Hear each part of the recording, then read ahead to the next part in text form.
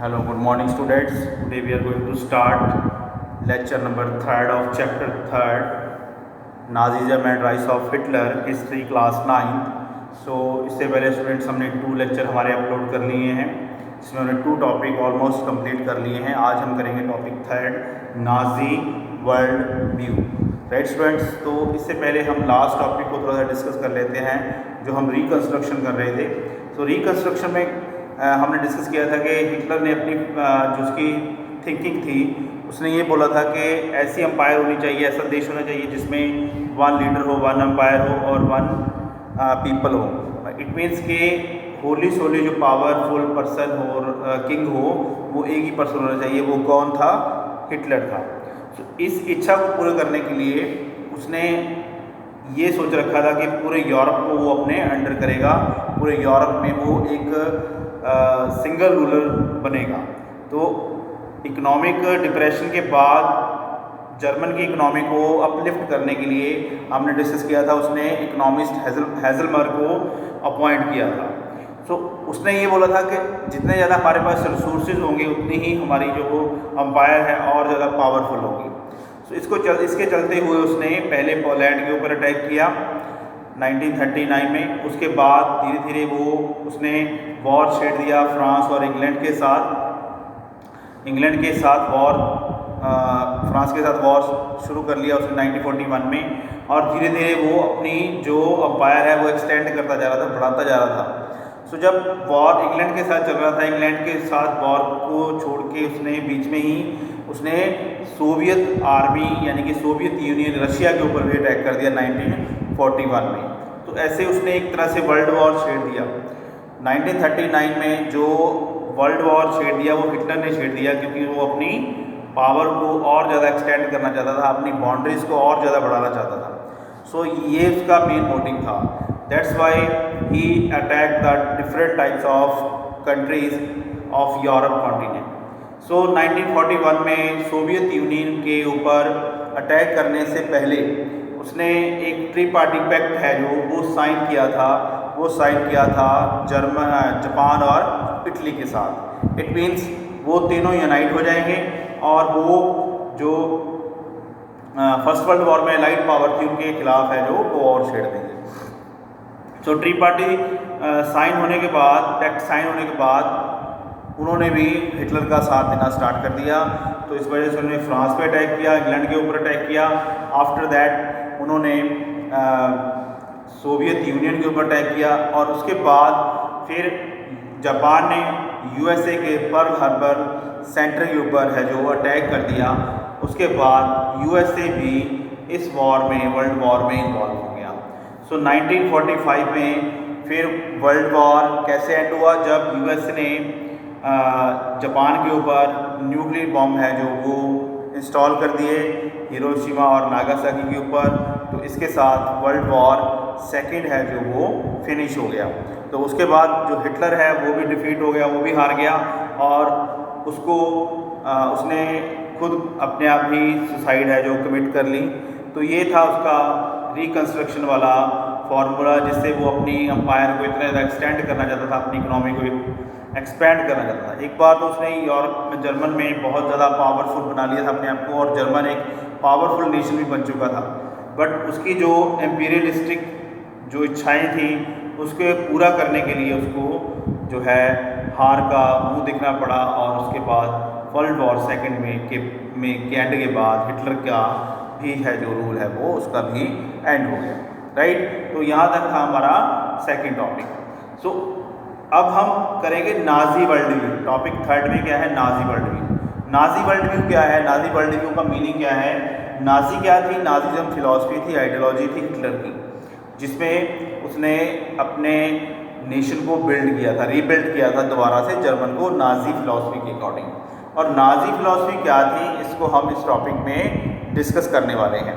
देखिए students, Nazi ideology committed to crime. Nazi ideology एक ऐसी आइडियोलॉजी थी जिसने शरेआम क्राइम किया अपनी सोच को लेके, अपनी आइडियोलॉजी को लेके। तो नाजी आइडियोलॉजी ऐसी कैसी आइडियोलॉजी थी जिसने इतना बड़ा क्राइम किया, इतने लोगों को मारा? वो क्या थी? देखिए, जो हिटलर था वो नाजी फिलॉसफी का मेन लीडर था।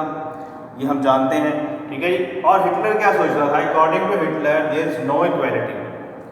वो कहता था कि जैसे हम बात करते हैं राइट टू इक्वालिटी, सभी लोग इक्वल हैं, सभी का ब्लड एक है, सभी एक जैसे हैं, वो इक्वालिटी है। बट हिटलर यहाँ पे ये चीज़ नहीं मानता। वो कहता था इक्वालिटी कहीं पे भी नहीं, ठीक है जी। जो संसार बना है, जो वर्ल्ड बना है, जो दुनिया बनी है, उसमें इक्वालिटी कहीं पे भी नहीं है, ठीक है। यहाँ पे वही सर्वाइव करेगा जो पावरफुल होगा, जो ताकतवर होगा। और इसी को चलते हुए उसने रेशियल हायरार्की को अडॉप्ट किया। रेशियल हायरार्की मीन्स उसने रेशिज्म के ऊपर टिप्पणी की कि जो नस्ल है, जो रेस है, वो इम्पॉर्टेंट है। ये इम्पॉर्टेंट नहीं है कि पर्सन कितना क्वालिफाइड है, कितनी उसमें काबिलियत है, कितना स्किल्ड है, वो ये इम्पॉर्टेंट नहीं है। उसके अकॉर्डिंगली क्या थी? रेस इम्पॉर्टेंट थी। अगर उसकी रेस अच्छी है, वो अच्छी कास्ट से, अच्छे वर्ग से, अच्छे सेक्शन से बिलोंग करता है, तो वो अच्छा है, वो बेटर है। अदरवाइज़ वो बेटर नहीं है, अच्छा नहीं है। तो रेस ही उसके लिए बहुत इम्पॉर्टेंट थी। तो इसीलिए उसने रेशियल है जो सोसाइटी है वो इस्टेब्लिश करने के बारे में सोचा। अब रेशियल हायरार्की क्या है? जो स्टार्टिंग से चली आ रही है, जो भेदभाव है, डिस्क्रिमिनेशन है, रेस के अकॉर्डिंगली उसको उसने अडॉप्ट किया, right. Blue eyed, according to the Hitler, blue eyed, Nordic, German at the top and pure Aryans. अब उसके अकॉर्डिंग क्या था कि जो जिनकी आईज ब्लू हैं, ठीक है जी, ब्लू आइड पर्सन है, वो कौन है? नॉर्डिक जर्मन है, वो प्योर आर्यंस हैं, ठीक है जी। वो अच्छे हैं, वो गुड है, वो जो उनकी क्लास है, उनकी रेस है, बहुत अच्छी है, राइट। कौन किनकी? Blue eyed Nordic German people की। उनकी जो क्वालिटी बहुत अच्छी है, उनकी जो रेस बहुत अच्छी है, वो टॉप पे हैं सोसाइटी के में, वो टॉप पे हैं, उनसे ऊपर कोई नहीं है, राइट। ये कौन मानता था? हिटलर मानता था कि हिटलर जो प्योर जर्मन आर्यन कौन है? Nordic Germans, blue eyed people, वो क्या है? They're pure Aryans, right. अब ये फिलॉसफी उसने कहाँ से ली? ऐसी सोच उसकी कैसे बनी? उसने ये फिलॉसफी ली जो टू एक फिलोसफर्स थे, एक हर्बर्ट स्पेंसर था और एक चार्ल्स डार्विन था। इन दोनों से उसने ये जो फिलॉसफी है वो बोरो की कि जो पर्सन है या एनिमल है या प्लांट्स हैं या ह्यूमंस हैं, ठीक है जी, वो अकॉर्डिंग टू कंडीशन अपने आप को सर्वाइव कर लेते हैं, राइट। कि जो अच्छे लोग हैं, जो पावरफुल पर्सन हैं, वही इस दुनिया के ऊपर सर्वाइव कर सकते हैं, ठीक है जी। नेचर ने उनको जैसा बनाया है उसके अकॉर्डिंग ही वो यहाँ पे रह सकते हैं, सर्वाइव कर सकते हैं। ये हर्बर्ट स्पेंसर और चार्ल्स डार्विन ने बोला है कि जो नेचर ने जिसको जैसा बनाया है उसके अकॉर्डिंग ही वो यहाँ पे सर्वाइव करेगा। उनको कोई इक्वालिटी नहीं दी जाएगी, उनको कोई भी बराबरता नहीं दी जाएगी, उनको कोई फैसिलिटीज़ नहीं दी जाएगी। अगर वो कैपेबल होंगे, अगर उनमें स्किल होगी, तो वो अपने आप ही अच्छे से सर्वाइव कर पाएंगे, ठीक है जी। तो अकॉर्डिंग टू हिटलर वो ये बोलता था कि जो सर्वाइव करने वाले लोग हैं वो कौन है? सिर्फ आर्यन है और कोई नहीं है, ठीक है जी। जो कैपेबल है कौन है? आर्यन है। सिर्फ आर्यन पीपल ही हैं जो वो यहाँ पे इस अर्थ के ऊपर, इस धरती के ऊपर वो सर्वाइव कर सकते हैं। अदर है जो वो यहाँ पे सर्वाइव नहीं कर सकते, उनको यहाँ पे रहने का कोई भी राइट नहीं है, ये बोलते थे Hitler according to Herbert Spencer and Charles Darwin, right. तो स्टूडेंट्स, यहाँ तक आई थिंक आपको समझ में आ गया होगा कि हिटलर की फिलॉसफी कैसी थी। वो रेसिज्म को बहुत प्रेफर करता था, रेसिज्म को ही वो अपमानता था, right. He believed new territory had to be acquired for settlement. वो क्या बोलता था कि अगर हमें कहीं पे सर्वाइव करना है या हमें रहना है, अपनी सेटलमेंट बनानी है, तो हमें न्यू टेरिटरी खुद एक्वायर्ड करनी पड़ेगी, खुद उसको जीतना पड़ेगा। इसके चलते ही वो यूरोप के डिफरेंट कंट्रीज़ के ऊपर अटैक कर रहा था। लास्ट टॉपिक में हमने डिस्कस किया कि वो अपने एम्पायर को इतना ज़्यादा एक्सटेंड करना चाहता था कि उनको ये था कि हम जो जर्मन है, आर्यन है, हमारे लिए ये यूरोप बना हुआ है, ये अर्थ बनी हुई है और हम यहाँ पे सर्वाइव करेंगे, इसलिए हमें अपनी बाउंड्रीज हैं जो एक्सटेंड करनी है, बढ़ानी है, राइट। तो इसी फिलॉसफी के चलते हुए उसने पूरे यूरोप के ऊपर अटैक किया था और लास्ट में उसको हारना पड़ा, क्योंकि ऐसा कुछ नहीं हुआ है कि यहाँ पे इक्वालिटी नहीं है। जो पर्सन जिसको गॉड ने बनाया है सभी कैपेबल है, बट उसकी ये फिलॉसफी नहीं थी। इसकी फिलॉसफी गलत हुई जब वो वर्ल्ड वॉर सेकेंड में हार गया। ठीक है जी। तो हम नाजी वर्ल्ड व्यू की बात कर रहे हैं। तो हमारा नेक्स्ट 3.1 हमारा टॉपिक है इस्टेब्लिशमेंट ऑफ रेशियल स्टेट। अब उसने क्या किया, उसने इसी रेशिज्म को लेके एक ऐसी स्टेट है जो वो इस्टेब्लिश करने की सोची और वो कर रहा है। ठीक है जी। Hitler create a racial community. ठीक है जी। हिटलर ने रेशियल कम्युनिटी क्रिएट कर दी, यानी कि लोगों में डिफ्रेंशिएट करना स्टार्ट कर दिया, लोगों में भेदभाव करना शुरू कर दिया कि लोग ये अलग है। ये वो कौन से लोग थे वो हम यहाँ पे आगे डिस्कस करते हैं। कौन है, देखिए जो जर्मनी में मोस्टली पीपल थे वो कौन थे, ज्यूज पीपल थे और जिप्सीज थे, राइट। और उसने कैटेगराइज कर दिया, ह्यूमंस को कैटेगराइज कर दिया, एक डिज़ायरेबल और दूसरे कौन से थे, अनडिज़ायरेबल। ठीक है जी। वो डिज़ायरेबल किसको बोलता था और अनडिज़ायरेबल किसको बोलता था। डिज़ायरेबल पीपल मीन्स जो नॉर्डिक आर्यन पीपल है, नॉर्डिक जर्मन आर्यन पीपल है, वो कौन है, desirable people, they're desirable people. And other side undesirable people, they're categorise Jews and Gypsies people because they were uncapable people। या वो ये सोचता था जो अगर कोई पर्सन हैंडीकैप्ड है तो उसको जीने का कोई अधिकार नहीं है, उसको मार देना चाहिए, क्योंकि वो सोसाइटी के लिए के ऊपर बोझ है। ठीक है जी। उसको जीने का कोई अधिकार ही नहीं है जो हैंडीकैप्ड है, क्योंकि वो खुद कुछ नहीं कर सकता और दूसरों के ऊपर बोझ बनेगा, इसीलिए उसको मार देना चाहिए। ये कौन कहता था, हिटलर कहता था। और उन पर्सन को क्या बोलता था, undesirable, they're not right to live on the earth, कि उनको धरती के ऊपर रहने का कोई अधिकार नहीं है। जो ऑर्फन पीपल है या जो हैंडीकैप्ड पीपल हैं वो कौन है, अनडिज़ायरेबल पीपल है, राइट। तो इसी वजह से उन्होंने इनको अनडिज़ायरेबल पीपल बोला कि वो यहाँ पे अर्थ के ऊपर सर्वाइव नहीं कर सकते। ठीक है जी। उनको मार देना ही सही होगा। ठीक है जी। डिज़ायरेबल पीपल कौन थे, जो नॉर्डिक आर्यन जर्मन पीपल हैं, जो पावरफुल पर्सन हैं, स्किल्ड हैं और स्ट्रॉन्ग हैं, वही इस धरती के ऊपर सर्वाइव कर सकते हैं। सो ऐसी कैटेगरी बना के उसने क्या कर दिया, फिर किलिंग स्टार्ट कर दी। ठीक है जी। उनको मारना शुरू कर दिया।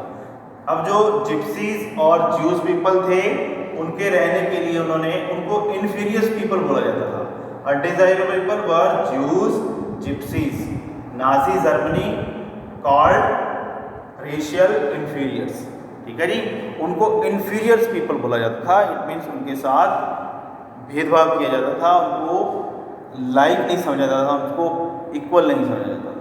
ठीक है जी। उनके लिए एरियाज कैटेगराइज कर दिए गए, उनको अलग एरिया दे दिया गया, राइट। देवर लिव्ड सेपरेट एरिया कॉल्ड गेटोस। अब यहाँ पे आप बुक पढ़ोगे जब तो वहाँ पे ये वर्ड अंडरलाइन कर लेना कि गेटोस क्या था, ये वो जगह थी, वो एरिया था जहाँ पे अनडिज़ायरेबल पीपल रहते थे। अनडिज़ायरेबल पीपल कौन है, ज्यूज, जिप्सीज एंड अदर जो हैंडीकैप्ड वगैरह पीपल हैं वो कौन है, अनडिज़ायरेबल पीपल हैं। वो कहाँ पे रहते थे, गिटॉस में रहते थे। ठीक है जी। उनके लिए एरिया जो है जो वो सेपरेट एरिया रखा हुआ था, जिसको बोला जाता था गेटॉस, राइट स्टूडेंट्स। सो ऐसे इसी पॉलिसी को फॉलो करते हुए उसने ये सोचा कि वो जर्मनी को प्योर करेगा, जर्मन को प्योर करेगा, अपनी कंट्री को प्योर करेगा।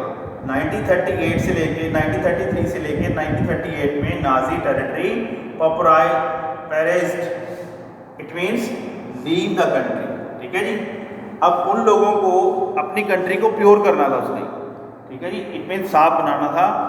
उसको ये था कि यहाँ पे सिर्फ आर्यन पीपल ही रहेंगे और कोई कम्युनिटी यहाँ पे सर्वाइव नहीं कर सकती। तो उसने क्या करना शुरू कर दिया, जो ज्यूज पीपल थे, जिप्सीज थे, उनको मारना शुरू कर दिया या फिर उनको देश छोड़ने के लिए बोल दिया गया कि आप ये कंट्री है जो लीव करके यहाँ से चले जाओ, राइट स्टूडेंट।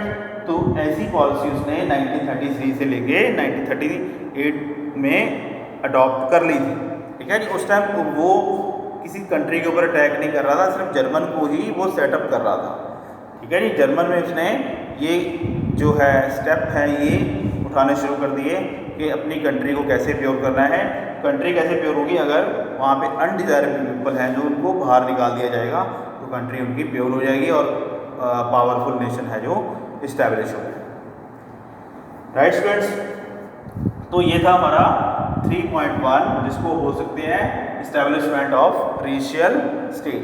तो रेशियल स्टेट कैसी बनेगी, जो नॉर्डिक आर्यन जर्मन पीपल हैं वही यहाँ पे सरवाइव कर पाएंगे, वही रहेंगे यहाँ पे। अदर कोई कम्युनिटी है वो यहाँ पे सरवाइव नहीं कर सकती। ठीक है जी। तो ऐसे उसने ये स्टेट है जो इस्टेब्लिश करनी स्टार्ट कर दी। ठीक है जी। अब हमारा नेक्स्ट टॉपिक आ जाता है हमारा 3.2 रेशियल अटोपिया। अब ये भी रेशियल अटोपिया क्या है, अटोपिया मीन्स विजन। विजन मतलब ऐसा सोच लेना भी ऐसा होना चाहिए, ऐसा हम करेंगे। ठीक है जी। एक इमेजिनेशन कर लेनी या एक ड्रीम देख लेना, एक सपना बना लेना अपने मन में कि मैं हाँ ये ऐसी कम्युनिटी ऐसी स्टेट है जो मैं इस्टेब्लिश करूँगा। ठीक है जी। तो हमने लास्ट में पढ़ी उसकी इंपीरियलिक लास्ट टॉपिक में हमने डिस्कस किया था कि उसकी जो पॉलिसी क्या थी, इंपीरियलिस्टिक पॉलिसी थी। ठीक है जी। अपने आप को बढ़ाना, अपनी कंट्री की बाउंड्री को एक्सटेंड करना, यूरोप को हासिल करना, यूरोप का एक वन लीडर बनना, पूरी कंट्री पूरे यूरोप को अपने अंडर करना। ठीक है जी। तो इसी पॉलिसी को अडॉप्ट चलते हुए जब वॉर चल रहा था, during the war Nazi proceeded killing and genocide. ठीक है जी। तो नाजी क्या कर रहे थे, नाजी फिलॉसफी के लोग क्या कर रहे थे, हिटलर क्या कर रहा था, हिटलर के फॉलोअर्स क्या कर रहे थे, हिटलर की जो सपोर्टर थे वो क्या कर रहे थे, वो जेनोसाइड कर रहे थे। जेनोसाइड मीन्स किलिंग कर रहे थे, मार रहे थे। किनको? लोगों को मार रहे थे जो अनडिजायरेबल पीपल हैं। वो कौन पीपल थे? वो ज्यूज थे, वो जिप्सीज थे, वो पॉलिश थे, पोलैंड। राइट। उनको मारना शुरू कर दिया। ठीक है जी। कि हमने इनको मारना है और देश से इनको ख़त्म कर देना है। ठीक है जी। ऐसी पॉलिसी उन्होंने स्टार्ट कर दी। ठीक है जी। जब हिटलर ने 1939 में पोलैंड को अपने अंडर किया, तो पोलैंड को जो अंडर करने के बाद उसने वहाँ पे जो पॉलिश पीपल थे उनको भी यही बोला था, आप कंट्री को लीव कर दो, छोड़ दो कंट्री को। ठीक है। अदरवाइज़ आपको मार दिया जाएगा। जो छोड़ देते थे ठीक है, जो नहीं छोड़ते थे उनको वहाँ पे मार दिया जाता था, उनकी डेथ कर दी जाती थी, उनकी किलिंग हो जाती थी। किलिंग करने के लिए उसने क्या बनाए थे, चैम्बर्स बना रखे थे, गैस चैम्बर बने हुए थे। वो उनको उस चैम्बर में डाल देता था और उनका जो दम घुटने से उनकी जो है डेथ हो जाती थी। तो ऐसे गैस चैम्बर उसने इस्टेब्लिश कर रखे थे। ठीक है जी। और अब उसने जब पोलैंड को अपने अंडर किया तो उसने उसको भी 2 पार्ट्स में डिवाइड कर दिया, नॉर्थ और ईस्ट। राइट। पोलैंड को भी उसने 2 पार्ट्स में है जो वो डिवाइड कर दिया था। वो पार्ट कौन से थे? North and western part. Right students. तो जो जर्मन गवर्नमेंट थी वो उनको मार रही थी, उनको किल कर रही थी। अब उसने एक और पॉलिसी अडॉप्ट की, जो कंट्री छोड़ना नहीं चाहते थे, वहीं रहना चाहते थे, उनके लिए उसने रेस एक्सपर्ट हैं जो वो रिक्रूट कर दिए, अपॉइंट कर दिए। ठीक है जी। Race expert. अब रेस एक्सपर्ट क्या करते हैं जी, वो पर्सन को जांचते थे, उसकी जो उसकी बॉडी को एग्जामिन करते थे, उसको देखा जाता था, उसकी आइज़ चेक की जाती थी, उसका ब्लड चेक किया जाता था, उसका या उसका जो भी उसकी रेस है उसको चेक किया जाता था। जर्नल एक्सपर्ट उसको चेक करते थे। अगर वो आर्यन है तो वो उसको छोड़ दिया जाता था, वो यहाँ पे रह सकता है, सर्वाइव कर सकता है। अदरवाइज अगर वो आर्यन नहीं है तो उसको गैस चैम्बर में फेंक दिया जाता था, उसको मार दिया जाता था। ठीक है जी। ऐसी पॉलिसी अडॉप्ट की उसने, रेस एक्सपर्ट रिक्रूट करके, अपॉइंट करके पर्सन की रेस को वो चेक करना स्टार्ट कर दिया उसने। ठीक है जी। क्योंकि वो रेशियल एटोपिया, रेशियल स्टेट को इस्टेब्लिश कर रहा था उसकी, और कोई भी हम ये बोल सकते हैं और कोई इच्छा नहीं थी। सिर्फ यही इच्छा थी कि अच्छे जो मेरी कम्युनिटी है आर्यन है वही जर्मन में रहें, यूरोप में रहें। ठीक है जी। तो ऐसे उसमें जर्नल एक्सपर्ट हैं जो रिक्रूट करके ऐसे अपनी स्टेट को प्योर करने के बारे में उसने सोचा, ऐसी स्टेट है वो सोच रहा था मैं इस्टेब्लिश करूँ। राइट स्टूडेंट्स, और उसने क्या किया, इसी जो उसकी गवर्नमेंट थी, जनरल गवर्नमेंट थी, उसने किलिंग की ज्यूज पीपल की, पॉलिश पीपल की। ठीक है जी, बहुत कॉमनली है जो उनकी डेथ और किलिंग हो रही थी। ठीक है जी, बहुत बड़े लेवल के ऊपर हम ये बोल सकते हैं जेनोसाइड हुआ, किलिंग हुई, कॉमन पीपल की, निर्दोष लोगों को मारा गया। ठीक है जी, उसने बहुत क्वांटिटी में, इट मीन्स मिलियंस में उसने है जो इनोसेंट पीपल्स को किल किया, मारा।